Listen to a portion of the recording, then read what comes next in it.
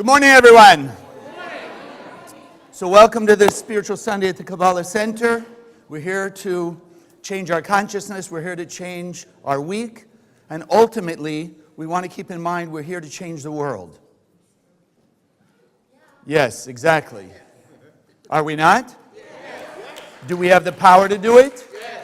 Are you sure? How do you know? I know because I tell you. Okay, great. No, really. You want me to change my topic? Is that what you're trying to do? I get it. Okay. So, how can we change the world? Just for 2 minutes before we do our affirmation. How do we change our world? What gives us the power? You and I are just human beings. We live here in Boca or in the general area, or maybe some of you visiting from out of town, or the people who will be watching on Facebook. But how are we going to change the world? Anyone here is the leader of a country? Yeah, my house. Oh, I don't know, even that's a question. But let's think about it. Are any of us heads of, I don't know, multi-billion-dollar corporations or anything like that? So how do you and I know that we have the power to change the world? Because remember, if we don't believe it, then it's not going to happen. To the extent that we allow that opponent, which we're going to talk a lot about this morning, that opponent on our head to tell us we don't have the power, to that extent we don't have the power. But how do we know? Our own experiences. Well, our own experience. Okay, how many of you ever changed the world before? Okay, couple people, good. So we'll hold on your coattails. No, it's one of the most fundamental things that we teach and that we understand, even in a traditional way. They just don't see the power of it. God created us in its image and likeness. Therefore, we contain the power of the Creator.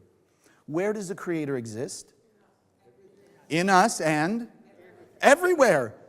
So we have the power then of the light of the Creator, which is existent all around the world. So then we have power over the world. That's what we want to keep in our mind. And that's why, as we're going to do here in a moment, every week we're affirming the power of consciousness. Because that's the most powerful thing, right? What's the saying now? I lost it. The one about, words, the pen is mightier than the sword, right? You heard things like that. What does that really mean? That the words, or we would say now the consciousness, is greater than anything on the outside.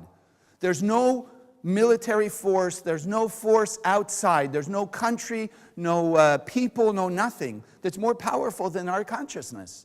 Because our consciousness, if we align it with the light of the Creator, has the power of creation itself.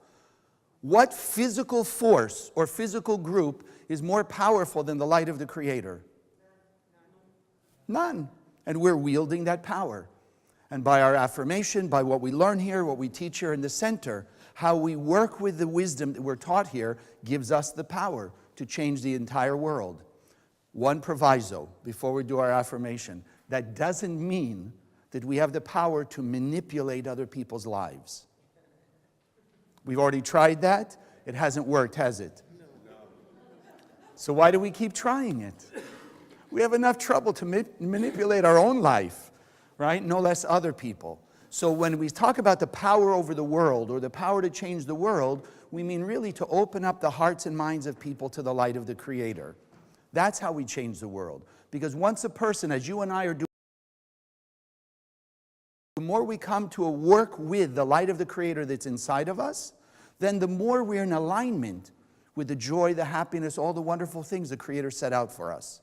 So, if I can, by the way, how many of you are new? Okay, great. It's okay. Welcome.